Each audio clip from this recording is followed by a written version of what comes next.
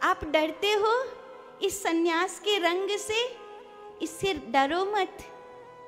ये सबसे प्यारा रंग है, ये इतना प्यारा रंग है कि इसे ओढ़ने के बाद फिर नहीं करता। इतना प्यारा रंग है, इस रंग से डरो मत।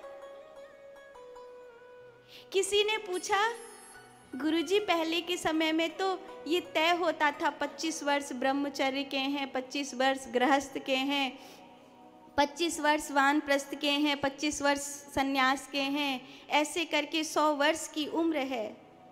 लेकिन अब कलयुग है, कब सांसों की गिनती पूरी हो जाए और कब चले जाएं कौन जाने। तो अब हम ये कैसे तय करें कि कौन सा वानप्रस्थ का समय है, कौन सा गृहस्थ का समय है, कौन सा ब्रह्मचर्य का समय है। एक उपाय है,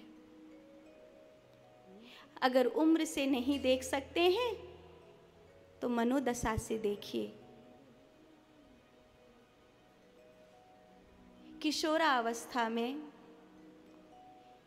जब किसी स्त्री में मन लगने लगे या स्त्री रूप में जब किसी पुरुष का संग अच्छा लगने लगे, समझ लेना ब्रह्मचर्य का टाइम खत्म हो गया, गृहस्थ का समय आ गया है।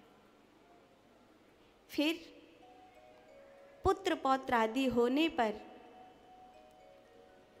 घर की जिम्मेदारियों को संतान स्वयं उठाने लगे और तुम्हारे हस्तक्षेप की कम गुंजाइश रह जाए तो समझ लेना गृहस्थ का समय खत्म हो गया, वानप्रस्थ का समय शुरू हो गया। फिर अब तुम्हारी सलाह की कोई आवश्यकता नहीं है, आपके पुत्र पौत्र आदि अपना निर्णय खुद कर लेते हैं। अब आपका होना या नहीं होना केवल प्रेम पर डिपेंड करता है, जरूरत पर डिपेंड नहीं करता। तो समझ लेना वानप्रस्थ का समय खत्म हो गया, अब सन्यास का समय आ गया है। प्रैक्टिकली कह रही हूं, फिर डरना नहीं इस रंग से। किसी संत के हाथों इस रंग की चूनर ओढ़ लेना और जब घर में भी जाना तो इस रंग में जाना। वृद्धावस्था में अपने माता को या पिता को इस रंग में देखकर किसी भी संतान की छाती गर्व से फूल जाती है कि मेरे माता पिता ने चौथा चरण पूरा कर लिया है। फिर घर में रहो या वन में रहो, एक जैसे हो जाओगे। इस रंग से आपको डर लगता है, दुनिया क्या कहेगी, बहुत भय लगता है।